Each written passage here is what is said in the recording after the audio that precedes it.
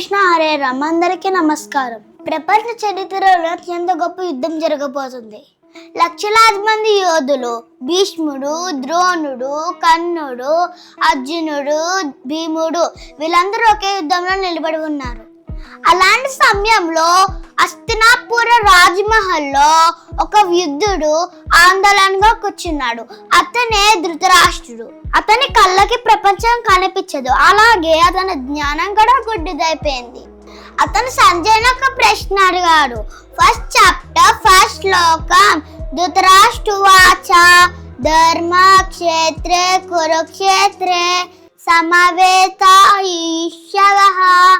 మామకా పాండవచ్చైవ కిమకూర్వత సంజయ. దీని భావం ఏంటంటే, ధర్మభూమి అయిన కురుక్షేత్రంలో యుద్ధం చేద్దామని వెళ్ళిన నా కొడుకులు ఇంకా పాండురాజు కొడుకులు ఏం చేస్తున్నారు సంజయ? ఫస్ట్ పాయింట్ ధృతరాష్ట్రుడు భయం, అలాగే ఆందోళన. రెండో పాయింట్ ధృతరాష్ట్రుడు స్వార్థం. మూడో point Sanjay power. First point ధృతరాష్ట్రుడు భయం, అలాగే ఆందోళన. కురుక్షేత్రం చాలా పవిత్రమైన ధర్మభూమి. ఆ భూమి ప్రభావం వల్ల తన కుమారుల మనసు మారి వారు యుద్ధం ఆపేసి పాండవులతో సంధి చేసుకుంటారేమోనని ధృతరాష్ట్రుడికి భయం కలిగింది. అందుకే అక్కడ ఏం జరుగుతుందో తెలుసుకోవడానికి ఆరాటపడ్డాడు. సెకండ్ పాయింట్ ధృతరాష్ట్రుడు స్వార్థం.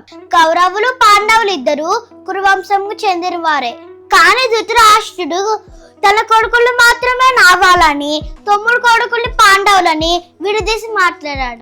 ఈ నేను నాది అనే మోహమే మహాభారత యుద్ధానికి అసలు కారణం. ఇక్కడే ధృతరాష్ట్రులోని స్వార్థం, అజ్ఞానం, పక్షపాతం బయటపడ్డాయి.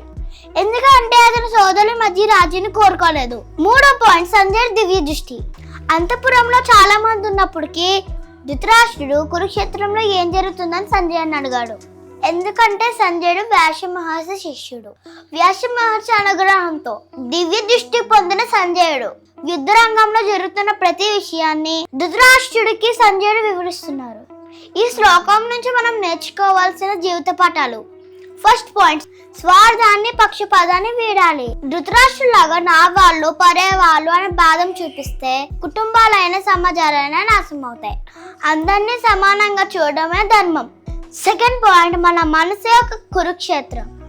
ఆధ్యాత్మికంగా ఈ శ్లోకం మన శరీరానికి వర్తిస్తుంది. మనసులో ఉండే చెడు ఆలోచనలు కౌరవులు, మంచి ఆలోచనలు పాండవులు. ఈ మంచి చెడు నిరంతరం యుద్ధం చేస్తూనే ఉంటాయి.